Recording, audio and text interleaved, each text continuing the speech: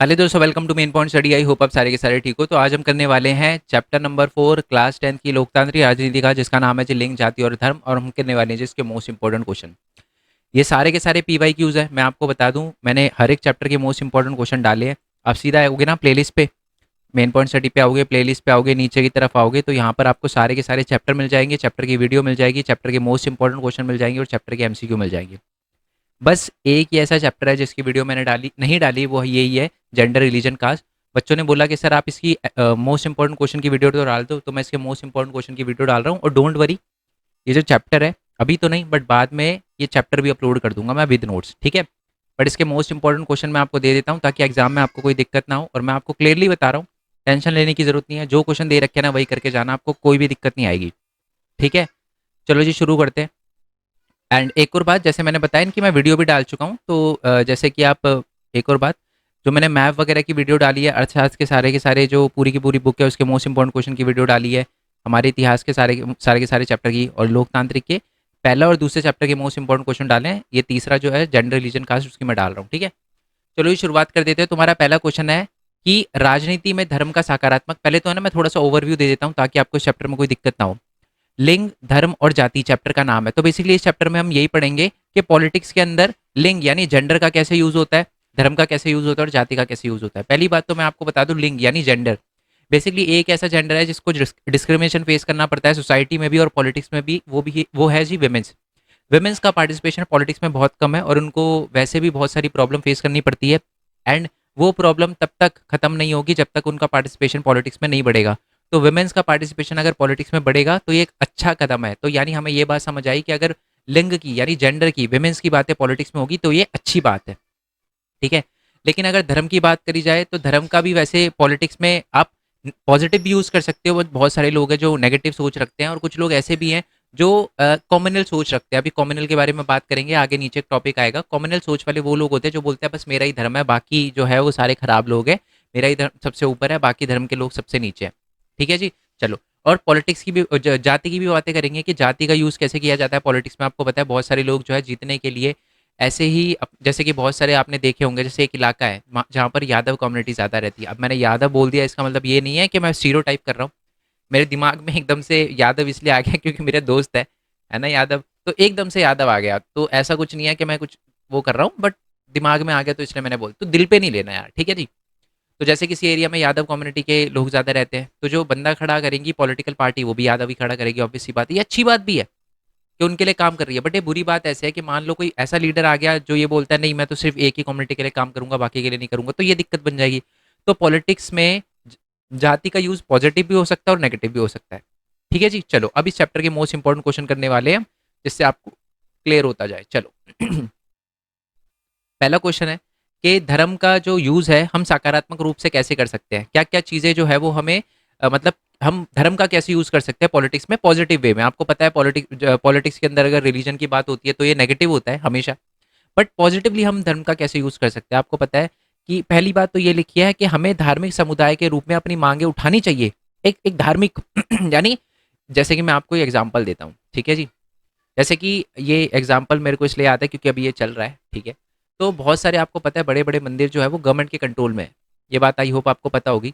तो बहुत सारे लोग क्या है जो हिंदू है वो सारे के सारे साथ में आ रहे हैं और बोल रहे हैं कि गवर्नमेंट का कंट्रोल हटना चाहिए। तो आप यहाँ देख रहे हो कि धर्म का यूज कर रहे हैं वो साथ में आने के लिए, है ना, कर रहे हैं ना।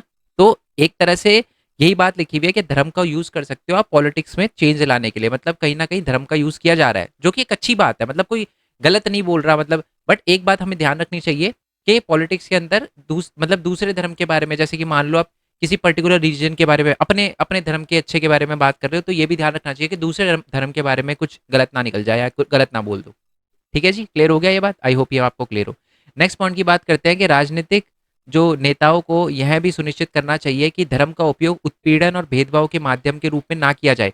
मतलब पॉलिटिकल लीडर को ये बात याद रखनी चाहिए कि अगर आप धर्म का यूज भी कर रहे हो ना तो बेसिकली अच्छे के लिए करो, बुरे के लिए ना करो। जैसे मैं एग्जाम्पल देता हूँ, कोई एरिया है जहाँ पर हिंदू भी रहते हैं, मुस्लिम भी रहते हैं और जैन भी रहते हैं। तो जैन की पॉपुलेशन बहुत कम है, मान लो बहुत कम है, मान लो चार पांच फैमिली, चार पांच तो नहीं 10-20 फैमिली रहती है जैन किसी एरिया के अंदर।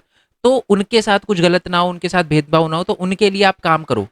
तो धर्म का यूज करो बेसिकली आप, बेसिक आप उनको देख रहे हो कि हाँ ये जैन है, तो आप धर्म का यूज करके उनको धर्म बेसिकली धर्म का यूज करके आप उनके लिए अच्छा करने की कोशिश कर रहे हो, तो आपको ऐसे यूज करना है, भेदभाव करने के लिए धर्म का यूज नहीं करना। ठीक है। और समाज में सुधार लाने के लिए भी आपको कहीं ना कहीं धर्म का यूज करना है, जैसे कि इसमें लास्ट वाला पॉइंट ये लिखा है, समाज सुधारकों का प्रयास। ठीक है। वैसे मैं बता दूं ये इतना इंपॉर्टेंट क्वेश्चन नहीं है, क्योंकि धर्म के बारे में आता ही नहीं एग्जाम में, बहुत कम जान पूछ के डाला जाता है, क्योंकि बहुत कंट्रोवर्शियल बन जाता है। आपको पता है अब तो जो पेपर बनते हैं उनका डिस्कशन भी पार्लियामेंट में हो रहा है, तो इसकी वजह से ऐसे क्वेश्चन नहीं आते, बट फिर भी ये पिछली बार आ रखे थे एग्जाम में, इसलिए मैंने आपको बता दिया। और समाज सुधारकों का प्रयास, कि ना पॉलिटिक्स में आप धर्म का यूज कर सकते हो समाज को सुधारने के लिए। जैसे कि मान लो कोई कॉमन मतलब कोई एरिया है जहाँ पर लोग गलत संगत में पढ़ रहे हैं, तो उनको सुधारने के लिए आप धर्म की बातें बता सकते हो कि धर्म में ऐसा नहीं होता, अच्छे बनो, ठीक है, बढ़िया बनो, किसी के साथ गलत मत करो, गलत चीज़ों का सेवन मत करो। ऐसे करके भी आप पॉलिटिक्स के अंदर धर्म का यूज कर सकते हो, ये भी पॉजिटिव वे है। ठीक है। नेक्स्ट क्वेश्चन पे आते हैं, ये बहुत इंपॉर्टेंट क्वेश्चन है, ये पक्का आ सकता है कि भारत में जातिगत बंधन क्यों टूट रहे हैं, कोई 5 कारण बताइए। यानी भारत के अंदर पहले जाति को लेकर भेदभाव होते थे ना, वो बहुत कम हो रहे हैं। इसके पीछे कारण क्या है? पहला है कि आर्थिक विकास, धीरे धीरे आर्थिक विकास हो रहा है, लोगों के पास पैसे आ रहे हैं, उनको पता चल रहा है कि धर्म के नाम पे, सॉरी, जाति के नाम पे भेदभाव गलत है। नेक्स्ट है बड़े पैमाने पर शहरीकरण हो रहा है, व्यवसायिक गतिशीलता आ रही है, लोग अलग अलग काम कर रहे हैं, तो उनको भी समझ आ रहा है कि यार ये गलत है, जातिगत भेदभाव गलत है। नेक्स्ट है लोग पढ़े लिखे बन रहे हैं, शिक्षा का प्रसार हो रहा है, तो इससे भी कहीं ना कहीं जातिगत बंधन टूट रहे हैं। और साथ में जमींदारी प्रथा, पहले जमींदारी प्रथा होती थी तो वहाँ पर ज़्यादा भेदभाव होता था, एक ही बंदा होता जिसके पास सारी ज़मीन होती तो बाकी लोगों के साथ भेदभाव करता था, तो वो भी पूरी तरीके से खत्म हो गया। और लास्ट पॉइंट है कि जो हमारी जातिगत जो बंधन है वो टूट रहा है, उसके पीछे मेन रीज़न ये भी है कि भारत के अंदर क्या है कि जाति आधारित जो भेदभाव होते हैं ना, उसको रोक लगाने के लिए बहुत सख्त से सख्त कानून बनाए गए हैं। ठीक है। चलो नेक्स्ट वाले क्वेश्चन पे आते हैं कि दैनिक जीवन में विमेंस को बहुत सारी प्रॉब्लम फेस करनी पड़ती है, तो वो सारी की सारी प्रॉब्लम बतानी है आपको। ठीक है। एग्जाम में क्वेश्चन घुमा के भी पूछा जा सकता है आपको कि विमेंस जो विमेंस है भारत के अंदर, उनको क्या क्या प्रॉब्लम फेस करनी पड़ती है। ठीक है। या घुमा के ये भी आ सकता है कि विमेंस की कंडीशन इंडिया में अच्छी नहीं है, पूरी दुनिया में ही अच्छी नहीं है, क्योंकि ये सारे के सारे पॉइंट है ना आप पूरी दुनिया में कॉमन देखोगे, तो उनको कैसे इंप्रूव किया जा सकता है, या वो कौन सी प्रॉब्लम है जो वो फेस करती है। पहली बात तो है कि विमेंस का साक्षरता दर जो है वो बहुत कम है। अगर इंडिया की बात करें तो 100 में से जो 82 मेल जो है वो पढ़े लिखे हैं, बट विमेंस जो है सिर्फ 65 पढ़ी लिखी है। ये एक दिक्कत है। अब ऐसा क्यों होता है? क्योंकि जो माता पिता होते हैं, माता भी, समझ रहे हो, सिर्फ पिता की बात नहीं हो रही, माता भी, माता पिता दोनों के दोनों क्या करते हैं, वो सोचते हैं कि यार लड़का रहेगा, लड़की तो पराए घर चली जाएगी, लड़का रहेगा तो लड़के को पढ़ाओ क्योंकि ये हमारा भविष्य है। तो इसकी वजह से वो लड़की को नहीं पढ़ाते, ये भी गलत बात है। ये प्रॉब्लम फेस करनी पड़ती है विमेंस को, बहुत सारी विमेंस पढ़ना चाहती है। वैसे देखो आजकल मैं सच बताऊंगा, जो मैंने देखा है आजकल ऐसा नहीं होता, बहुत ही कम होता है, गाँव में होता होगा, बट मैंने अपने ऐसे जनरली ऐसा नहीं देखा है ना, क्योंकि मैं दिल्ली में रहता हूँ शायद इस वजह से। बट आप मेरे को कमेंट बॉक्स में बताना कि आपने ऐसा कभी होते हुए देखा अपने सामने या नहीं होते हुए देखा। ठीक है। नेक्स्ट है लिंगानुपात। ये बात तो आपने फेस करी होगी, देखा भी होगा कि इंडिया के अंदर है ना पुरुषों की जनसंख्या ज़्यादा है, महिलाओं की कम है। हर 1000 महिलाओं के मुकाबले सिर्फ 940 वुमेन्स है। और इसका मेन कारण क्या है कि माता पिता भी है ना लड़की को पैदा नहीं करना चाहते, लड़के को पैदा करना चाहते हैं। और इसके लिए ना एक अल्ट्रासाउंड भी होता था पहले, अब तो ये बैन हो चुका है। पहले क्या होता था, पता चल जाता था कि लड़का हो रहा है लड़की हो रही है। ठीक है।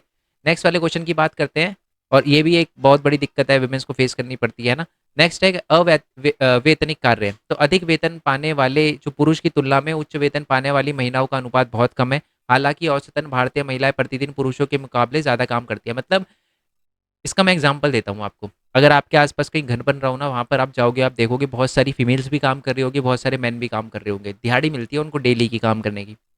मेल को ज़्यादा ही मिलती है, जहाँ तक मेरे को पता है 700 ऐसे कुछ मिलता है, और फीमेल्स को मिलते हैं चाहे उन्होंने काम कराओ 500 रुपये, चाहे ज़्यादा कराओ मेल से फिर भी 500 रुपये। क्या है ये भेदभाव? तो ये प्रॉब्लम फेस करनी पड़ती है ना। और बहुत ऐसी कम बड़ी बड़ी पोस्ट होती है जहाँ पर विमेंस है, बट आजकल तो बढ़िया है कि विमेंस आगे जा रही है ना।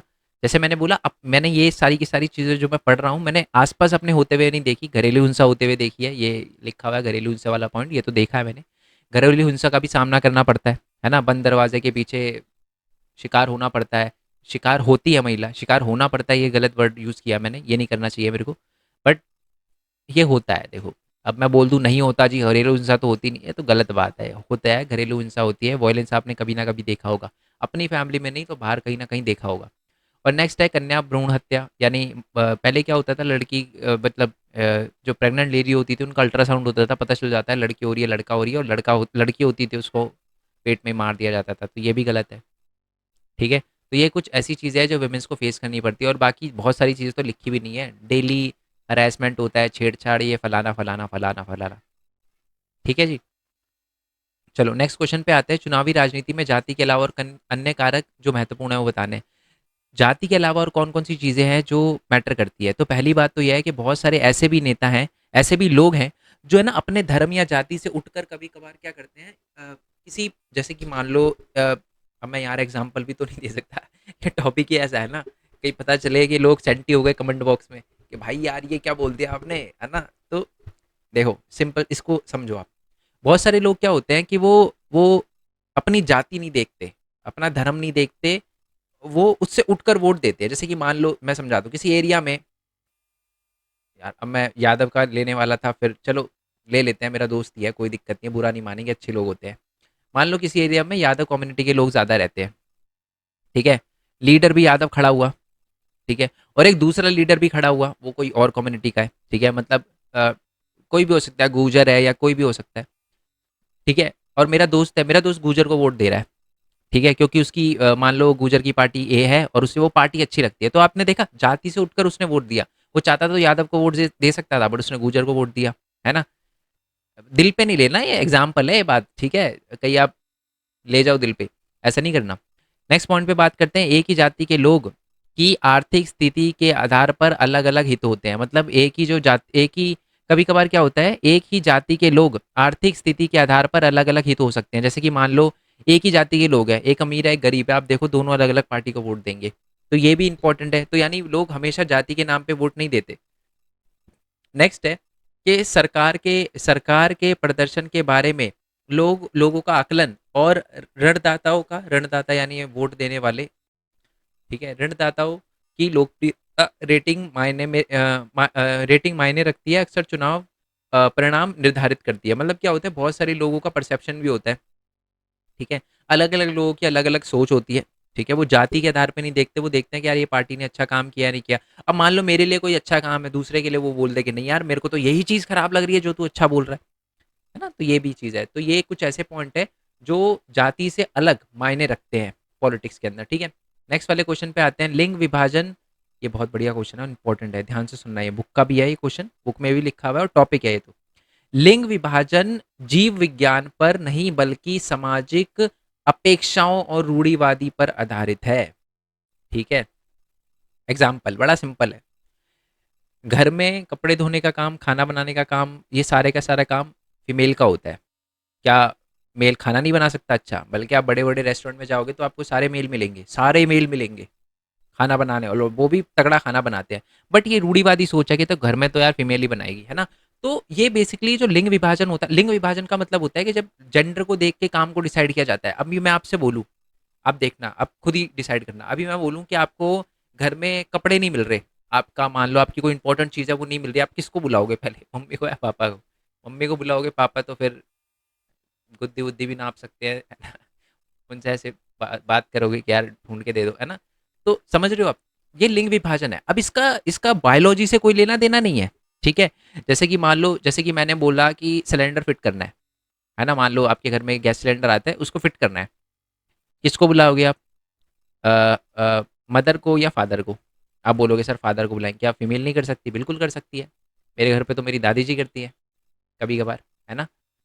समझ रहे हो ना आप मेरी बात, ये मैं समझा रहा हूँ आपको। तो ये जो लिंग विभाजन होता है ना, ये बायोलॉजी पे डिपेंड नहीं होता कि हाँ ये स्ट्रांग है। क्या पता कि किसी फैमिली के अंदर हस्बैंड कम स्ट्रांग हो, फीमेल ज़्यादा स्ट्रांग हो। मेरी बात समझ पा रहे हो ना। तो बायोलॉजी पे डिपेंड नहीं होती, लोगों की सामाजिक अपेक्षा और रूढ़िवादी पे डिपेंड होती है। क्या है, महिला है तो कमजोरी होगी, इससे तो होगा ही नहीं कुछ, और मेल है तो स्ट्रांग ही होगा। ये सोच है, समझ रहे हो। नेक्स्ट आते हैं कि लड़कों और लड़कियों को यह विश्वास दिलाया जाता है कि महिलाओं की मुख्य जिम्मेदारी घर का काम करना और बच्चों का पालन पोषण करना है। ये भी ये बताया जाता है। महिलाओं को घर के अंदर खाना बनाना, कपड़े धोना, ये सारे के सारे काम दिए जाते हैं, और पुरुषों को बाहर का काम दिया जाता है। ऐसा नहीं है कि पुरुष घर का काम नहीं कर सकते, और ये भी नहीं है कि महिलाएं बाहर का काम नहीं कर सकती, है ना। तो ये एक सोच है जो कि गलत है, ठीक है। अब बाकी तो ये बनाए हुए पॉइंट है, आप लिख सकते हो, इसको कोई दिक्कत नहीं है। नेक्स्ट है कि भारतीय राजनीति में जाति की क्या मुख्य भूमिका है। आपको पता है कि जितनी भी पॉलिटिकल पार्टी है बेसिकली अपने मतदाता, अपने उम्मीदवार का चयन करने से पहले ना उस एरिया का जातीय संरचना देखती है कि यार इस इलाके में कौन सी जाति के लोग ज़्यादा रहते हैं। उसी जाति के जो लोग हैं उनको उसी बंदे को खड़ा करती है कि जिस जाति के ज़्यादा लोग हैं। Yes sir no? नेक्स्ट है, जब सरकार बनती है तो राजनीतिक दल आमतौर पर इस बात का ध्यान रखते हैं कि विभिन्न जातियों और जनजातियों का प्रतिनिधित्व उसमें जगह मिले। यानी जब भी पॉलिटिकल पार्टी बनती है ना, तो वो ध्यान रखते हैं कि यार हर जाति के लोग होने चाहिए, ताकि लोगों को ऐसा ना लगे यार हमारी जाति के तो लोग ही नहीं है इसमें, है ना? नेक्स्ट है कि चुनावों में राजनीतिक दल और उम्मीदवार मतदाताओं का समर्थन जीतने के लिए जातिगत भावनाओं की अपील करते हैं। बहुत सारे लोग ऐसे भी हैं जो क्या करते हैं, अपनी जाति का यूज़ करते हैं पॉलिटिक्स में जीतने के लिए। नेक्स्ट है कि सार्वभौमिक वयस्क मताधिकार और एक व्यक्ति एक वोट के सिद्धांत पर राजनीतिक नेताओं को राजनीतिक समर्थन जुटाने और हासिल करने के कार्य के लिए तैयार किया जाता है। ठीक है, इस मैं समझा देता हूँ इसका मतलब। के सिद्धांत ने राजनीतिक नेताओं को राजनीतिक समर्थन जुटाने और हासिल करने के कार्य के लिए तैयार कर दिया। अच्छा, बहुत सारे लोगों को पता है कि यार वोट तो सबका इंपॉर्टेंट है, तो कहीं ना कहीं वो पॉलिटिक्स का जाति वगैरह का यूज़ करता है कि जी हमारी जाति ये है बट हम सबके लिए काम करेंगे, है ना? तो ये है। लास्ट है, इनमें उन जातियों के लोगों में भी नई चेतना लाई है जिसमें इस समय तक हीन और निम्न समझा जाता था। ये बढ़िया पॉइंट है, बहुत बढ़िया पॉइंट है। मान लो, अब देखो, मैंने जैसे बोला, कोई भी इंडिया में आप कोई भी एरिया ऐसा नहीं ढूंढ सकते जहां पर एक ही जाति के लोग रहते हो, सिर्फ एक जाति के लोग रहते हो। बाकी कम्युनिटी भी रहती होगी, कम रहती होगी बट रहती होगी। कम्युनिटी नहीं, जाति के लोग।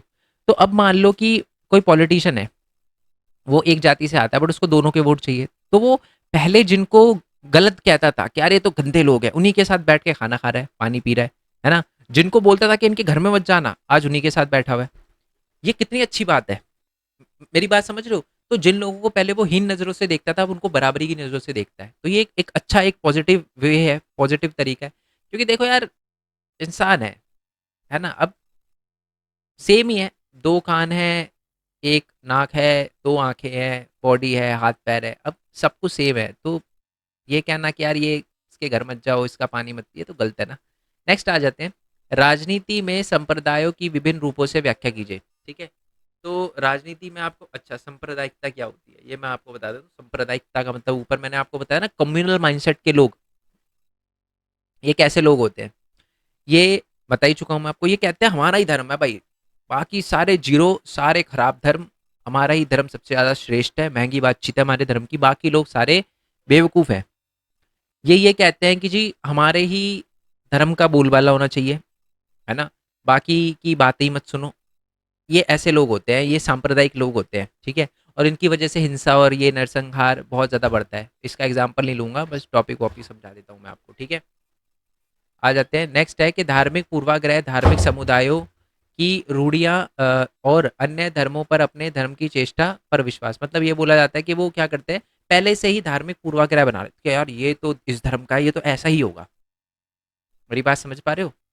मैंने ना एक वीडियो देखी थी, एक पर्सन, ये पाकिस्तान की वीडियो, पाकिस्तान में एक पर्सन था, ठीक है? वो गन्ने के उस पे जाता है जूस पीने के लिए, पता नहीं आपने वो वीडियो देखी हो नहीं, क्योंकि बहुत सारे व्यूज़ थे, शायद आपने देखी होगी। तो वो क्या करता है कि उसको, है ना, कांच की गिलास होती है ना जिसमें सारे पीते हैं, है ना, जैसे कोई भी पीता है, तो वो क्या करता है पाकिस्तान में वो जूस वाला एक स्टील का निकालता है। जब वो बोलता है कि जी, वो पहले ही बता देता है कि मैं इस धर्म से हूँ, तो वो स्टील की गिलास निकालता है, उसमें उसको पिलाता है गन्ने का जूस। समझ रहे हो? तो ये क्या है, धार्मिक पूर्वाग्रह है कि भाई ये तो इस धर्म का है तो गंदा ही होगा। मेरी बात समझ पा रहे हो? ये एक गलत है। नेक्स्ट है कि समुदाय की रूढ़ियाँ और अन्य धर्मों पर अपने धर्म की चेष्टा में विश्वास। ज़्यादा बढ़िया समझना अपने धर्म को, बाकी को खराब समझना। एक सांप्रदायिक दिमाग अपने ही धर्म, समुदाय और राजनीति पर प्रभुत्व की आकांक्षा रखता है। कहता है जी मेरे धर्म का ही बोलबाला होना चाहिए, मेरे ही धर्म की सरकार, मेरे ही धर्म के लोग, मेरे ही धर्म का सब कुछ, ऐसा कुछ। समझ रहे हो? नेक्स्ट है कि धार्मिक आधार पर राजनीति, लामबंदी भी सांप्रदायिक राजनीति का एक रूप है। इसमें धार्मिक प्रतीकों और नेताओं का उपयोग किया जाता है। ठीक है? मतलब नेता जो है वो धार्मिक चीज़ों का उपयोग करते हैं जीतने के लिए, धर्म का नाम का यूज़ करते हैं। इंडिया में तो बहुत है, चाहे हिंदू देख लो, चाहे मुस्लिम देख लो, चाहे सिख देख लो, चाहे ईसाई देख लो, सारे के सारे इसी काम में लगे हुए हैं। ठीक है? मतलब एग्जाम्पल नहीं ले सकता, बट अगर कोई मेरे को ये बोले कमेंट बॉक्स में कि सर नहीं, ये वाले धर्म के लोग तो ऐसे नहीं है, तो फिर आप बेवकूफ़ हो।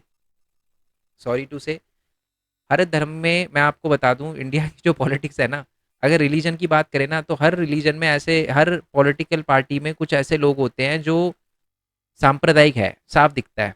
ठीक है?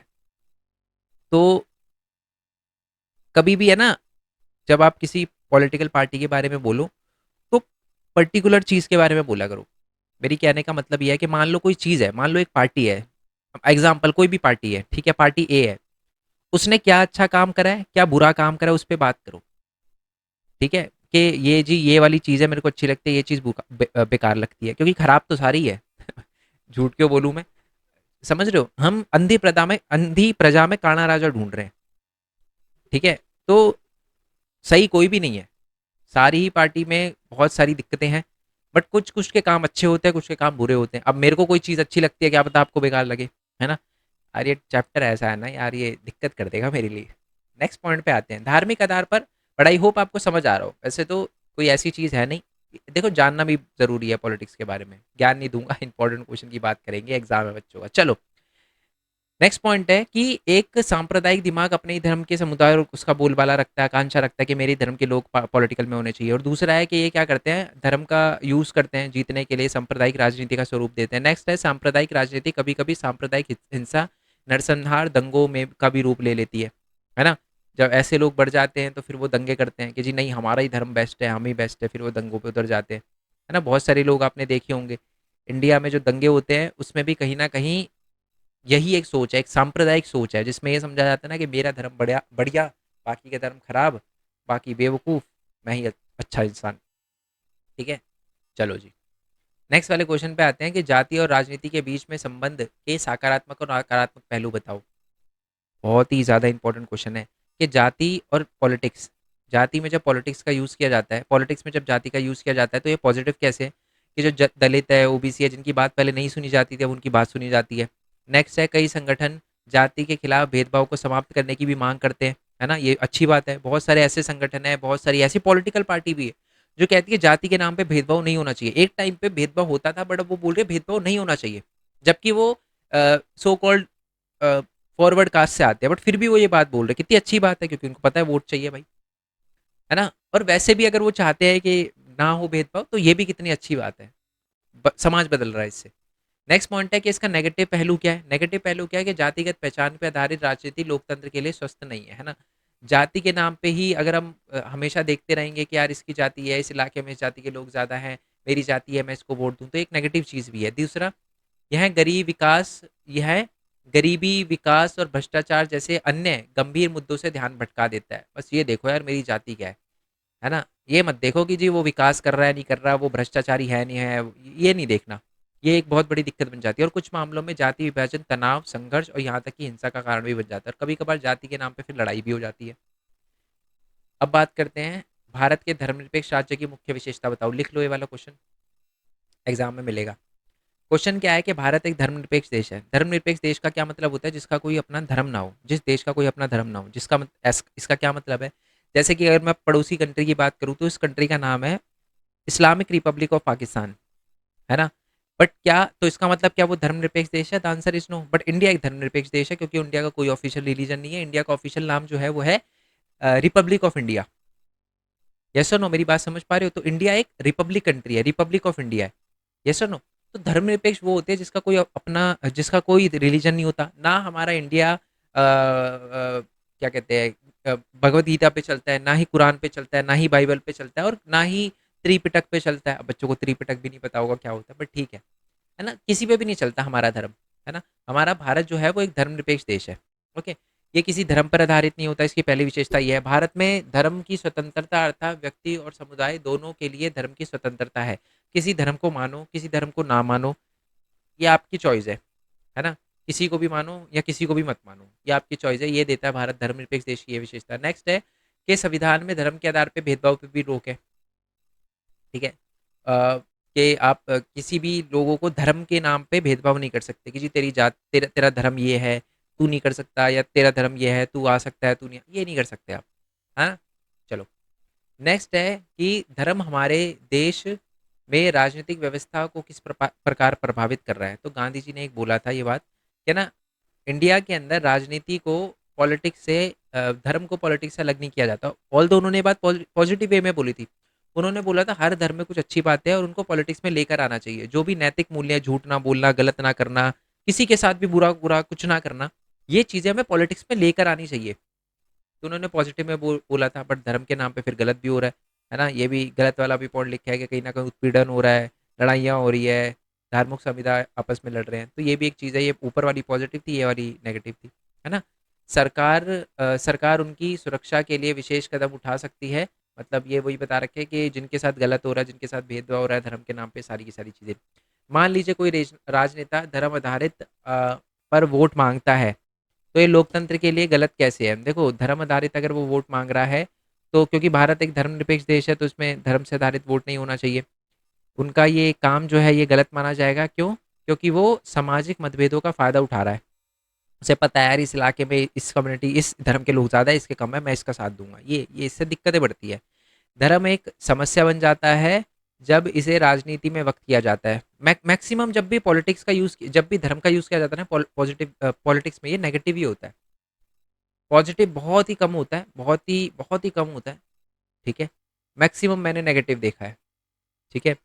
जब किसी एक धर्म की मान्यता को उससे श्रेष्ठ रूप में प्रस्तुत किया जाता है, अन्य धर्म और एक धार्मिक समूह की मांग दूसरे धार्मिक समूह के विरोध में बनाई जाती है और राज्य शक्ति का उपयोग एक धर्म समूह का बाकी हिस्सों के वर्चस्व पे स्थापित करने के लिए किया जाता है। इसे सांप्रदायिक राजनीति कहते हैं। सांप्रदायिक राजनीति का क्या मतलब होता है? जब आप धर्म का उपयोग करके एक धार्मिक लोगों को अच्छा और बाकी एक धार्मिक लोगों के लिए काम करो और दूसरे के लिए काम ना करो, एक धार्मिक लोगों को बड़ा दिखाओ, दूसरे धार्मिक लोगों को छोटा दिखाओ। तो ये जो है इसी को कहते हैं सांप्रदायिक राजनीति, जहाँ पर आप धर्म देख के राजनीति करते हो। ठीक है जी? यस और नो? क्लियर है? कोई दिक्कत? पक्का? तो ये हो गए सारे के सारे मोस्ट इंपॉर्टेंट क्वेश्चन। लिंक जो है बाकी वीडियो का नीचे डिस्क्रिप्शन में मिल जाएगा, और मैं एक और वीडियो बनाऊंगा जिसमें मैं आपको बताऊंगा कि कौन कौन सी गलतियां हैं जो आप एग्जाम में करते हो, जो आपको नहीं करनी चाहिए। ठीक है? तो मिलते हैं जी नेक्स्ट वीडियो में। तब तक के लिए थैंक यू सो मच। जय हिंद, जय भारत, वंदे मातरम। Thanks for your support. Bye bye and all the very best.